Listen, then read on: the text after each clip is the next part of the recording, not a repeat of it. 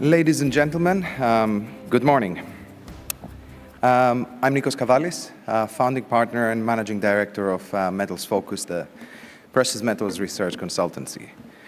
It's an honor to be here today to present the findings, to launch our flagship publication on the PGM markets, our annual Platinum Group Metals Yearbook. And I would like to thank the World Platinum Investment Council for giving us the honor to do this at their event and congratulate them for an excellent event. Deng Wei Bing and his team have done a wonderful job, and you should all be very proud for what you have achieved. I've prepared a brief presentation going through the key findings of the report, focusing primarily on platinum, given this is Shanghai Platinum Week. Before I do so, though, if you will allow me, I would like to thank the sponsors of this publication, particularly MKS PAMP, who are the front page sponsor, and also some special thanks to China Gold Association and my older brother in particular, Zhang Yontao. China Gold Association are our partner in China, and for many years they have helped us produce and launch these reports on precious metals markets in Chinese language. Very briefly, also thank to all the other sponsors of the report. Without their support, all the work that we do in the market would not be possible. So before I get into the nitty-gritty of supply-demand conditions, just a few slides on macro and big picture themes. First of all, as you can see, as we all know very well, inflation has been falling sharply from the post-pandemic and post-Ukraine war peaks that we saw in 2022. However, it remains stubbornly higher than levels that are considered optimal by policymakers around the world. This has inevitably delayed what was previously expected to be a series of interest rate cuts around the world. As you can see in the dark blue line, towards the end of 2023, the market consensus saw a number of sharp cuts over the course of 2024 and 2025. This has, of course, not materialized, and indeed, expectations for the next 18 months have been adjusted sharply higher. Nevertheless, cuts to US rates are coming sooner or later, and this is not just limited to the US. We've just had the ECB cut its policy rates, and the expectation is that more is to come. Turning to geopolitics, roughly half of the world's population is at the polls this year, and that introduces political and policy uncertainty, as well as the potential to drive markets' price volatility. Adding to this uncertainty, ongoing conflicts are seen around the globe. Of course, the single most relevant one to markets is the crisis in the Middle East, centered on Israel and Hamas, but having spilled over to other areas in the region. The importance of this conflict is particularly pronounced for global markets due to its potential to drive oil prices higher, as well as impact trade routes should escalation get out of hand. Having said, of course, the ongoing Russia-Ukraine war continues to affect precious platinum group metals markets in the sense of there are still significant sanctions on Russian entities, and trade flows out of the country have been affected. Having said this, I think the market has adapted to the new reality and learned to live with it. So what does this tell us about prices? Well, the scope for falling interest rates is certainly on balance positive, particularly for platinum through its link to gold. The traditional correlation of gold is that when real yields are going down, it's supported, and the fact that we have expectations of cuts while inflation remains high points to lower yields, and that should, on balance, also boost platinum. Falling interest rates more generally have a positive impact on all three PGMs in the sense that they boost economic activity, and these are procyclical industrial metals.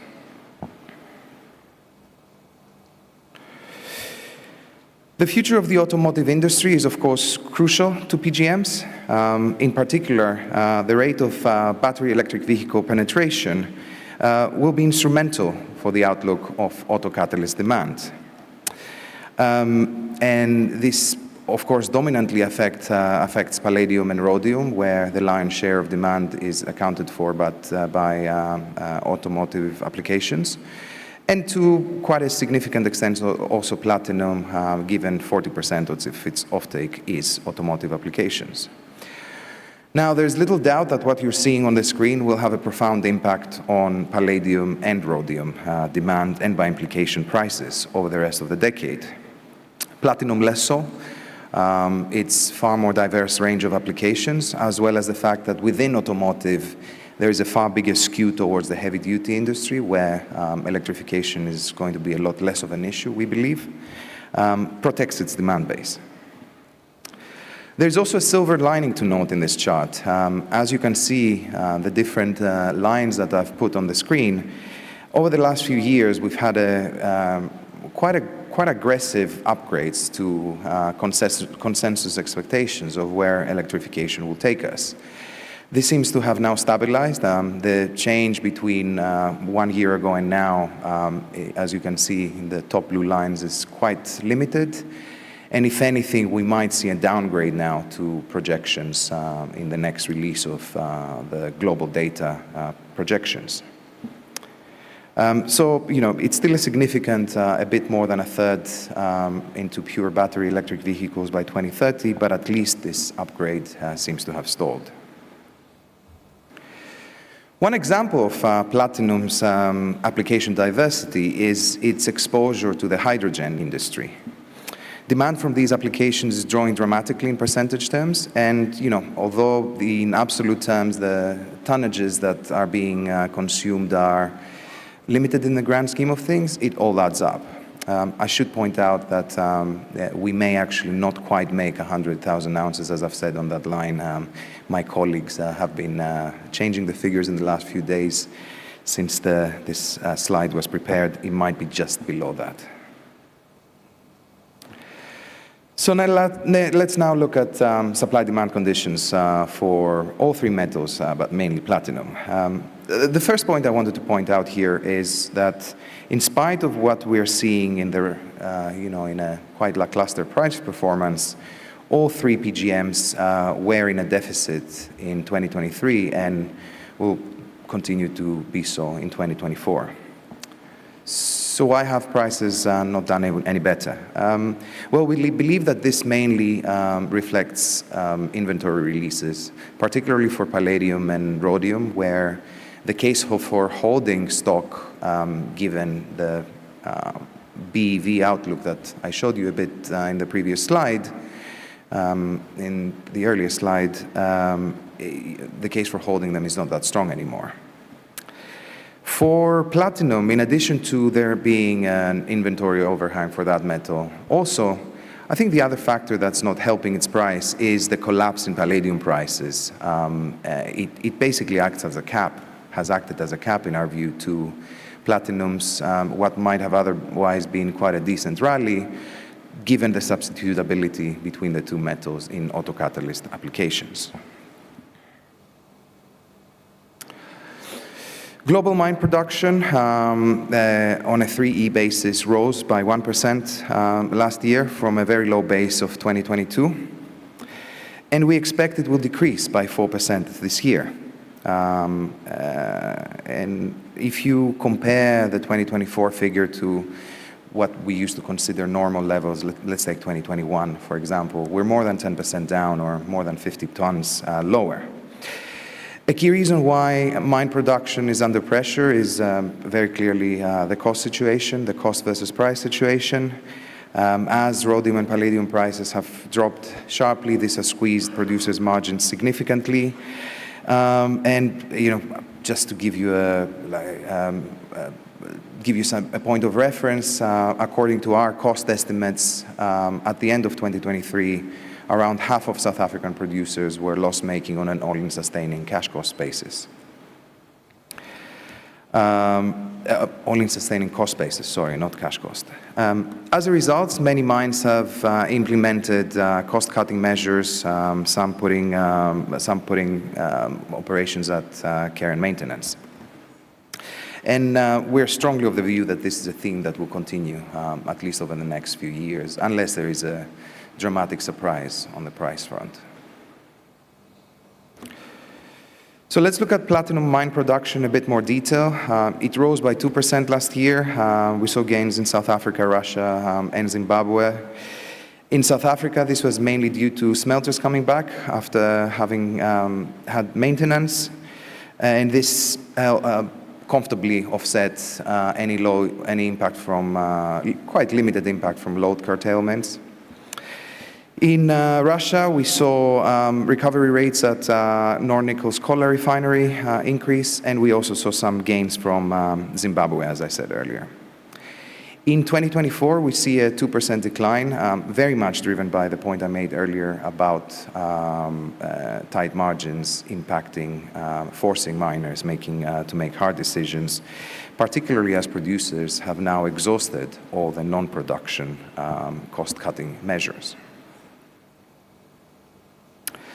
Recycling has also been under pressure, and there are several factors that curb the flow of autocatalysts back to the market.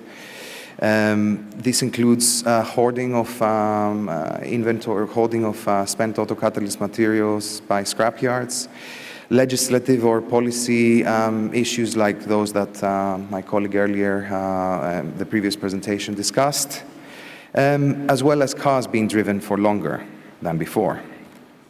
Looking at platinum in particular, recycling fell by 12% last year, and this followed a 16% drop in 2022. We do expect some recovery this year as some of the factors normalize, or some of the inventory that was held back is released, for example. However, it's quite a modest increase, around 5%, and not even offsetting last year's drop, let alone taking volumes back to the peaks of 2021 or 2019.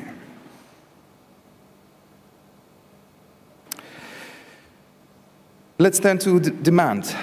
Total platinum demand rose by more than 10% last year to roughly 250 tons, and this was the highest level that we saw since 2015. This was mainly due to gains from the automotive sector, although glass and chemicals also contributed to this. Automotive demand rose by 16% last year, and this was very much, in large part, due to higher vehicle numbers. These increase in vehicle numbers reflected robust underlying sales demand by consumers, but also easing semiconductor and other parts shortages issues. A higher share of hybrids also boosted demand, as typically hybrids have more PGMs than pure internal combustion engine vehicles.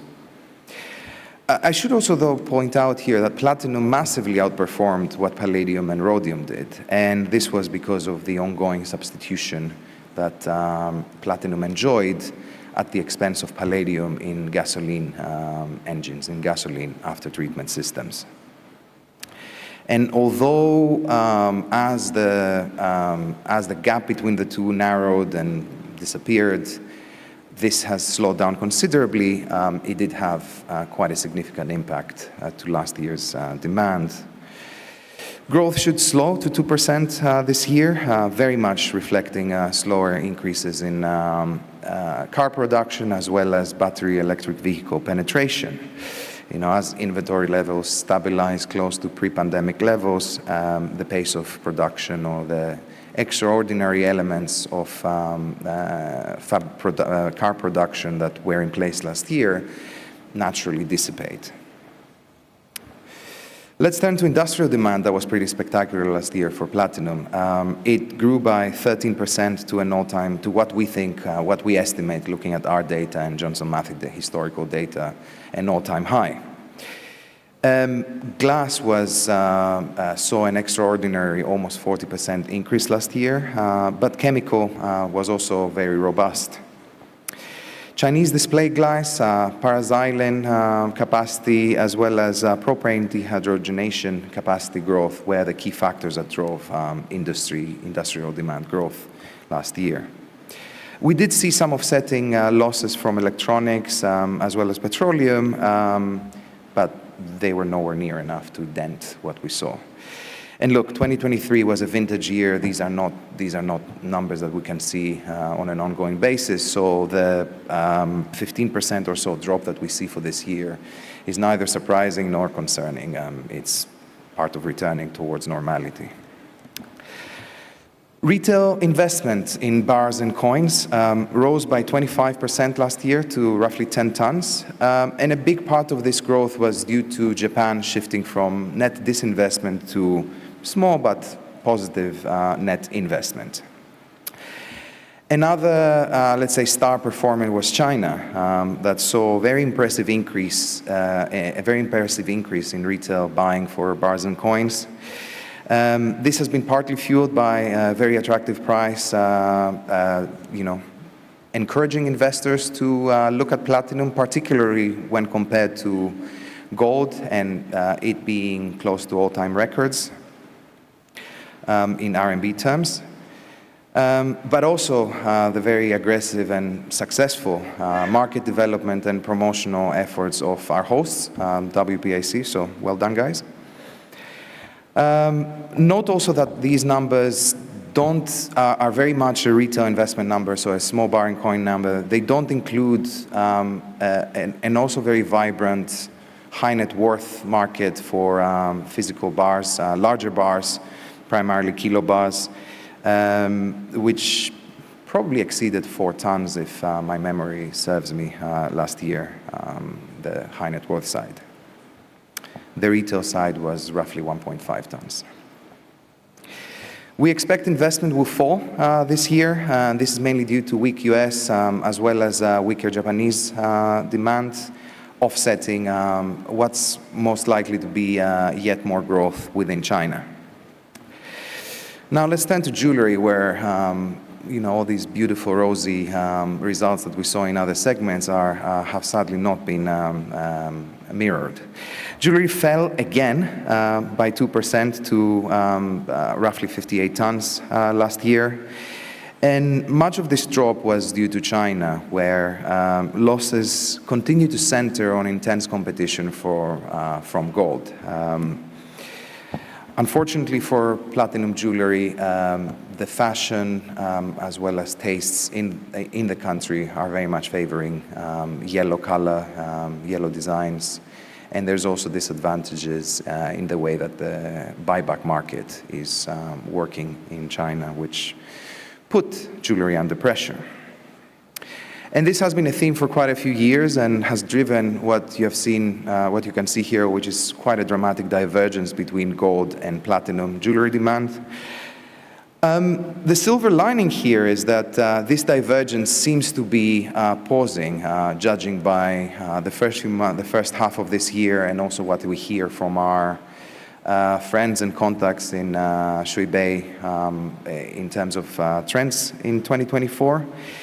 And this very much contributes to the 6% increase that we forecast for jewelry demand in 2024 globally. We are seeing some market share shifts away from gold to platinum, very much due to the far more attractive price, which may not necessarily be reflected in the final product price, because platinum is often, it maintains its premium over gold, but it's very much reflected in the margins for manufacturers and encourages them to look at platinum and promote platinum. So before I finish, a couple of slides on palladium and rhodium. Palladium automotive demand rose by 7% last year, and this is just shy of the 8% growth that we saw in internal combustion engine vehicles. And this was due to the substitution that I mentioned earlier. Platinum's benefit was palladium's loss, effectively. We see a 2% decline in 2024. This is due to far more modest vehicle production growth than we had last year, as well as a higher percentage of battery electric vehicles biting into ounces that would have otherwise been consumed in platinum, palladium. Industrial demand should also fall. Even though prices are now much lower, the damage has been done. There's also a lag between a decision being made on substituting or thrifting and products actually coming off the production line with less PGM. Automotive rhodium demand rose by 6%, again less than both platinum and palladium. The very expensive rhodium price that we had earlier aggressively incentivized aggressive thrifting, and this is why we have such an underperformance. Glass was also hit hard in 2022 and 2023, in fact, by the high rhodium prices as fiberglass manufacturers in particular shifted to far lower and in many cases zero rhodium alloys. For this year we do see a shift to positive demand after effectively releases of stock in the previous 2 years by the industry. So let's now look at prices briefly. Again, with the deficits that we were showing earlier, one might have expected very aggressive price rallies. Unfortunately, we do think that the inventory overhang will continue to put pressure on all prices. On balance, in the medium term, we clearly prefer platinum to palladium and rhodium. However, in the short term, both platinum and palladium are likely to do okay. So we see some, as you can see from this chart, some gains through to the end of the year. We see prices get up to 1,100 before year end. For palladium, even though its fundamentals are clearly, part of the, some support to platinum prices will be given by the strength of gold prices later in the year, and that also contributes, in addition to its decent fundamentals, to its price going up by roughly 10%. Palladium, even though its fundamentals are, and its fundamental outlook is clearly inferior to platinum's, we see a scope for a short-term jump, spike in the price, however you want to call it, due to the sizable short positioning that we have on the NYMEX. We think that at some point, these positions will be squeezed, will be forced to cover. We're already seeing the lease rates suggesting that the market has tightened somewhat. So on the basis of that, we see prices spiking.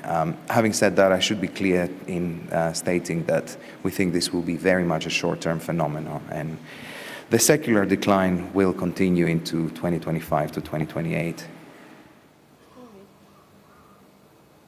Finally, rhodium we expect will move sideways. This is based on the fact that we think that its downside is fairly protected because those that do still hold stock are very reticent or reluctant to release it because they saw what happened previously.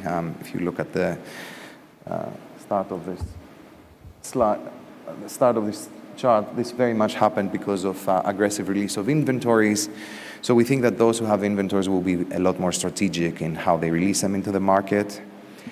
At the same time, its upside is limited due to the fact that there are, as far as we understand, still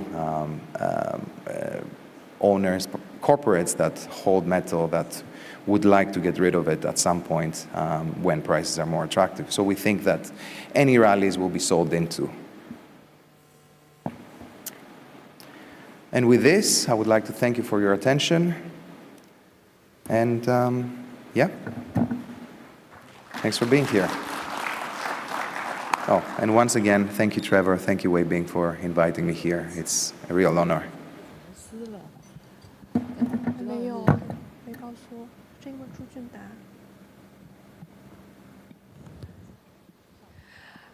Thank you, Mr. Nichols. Please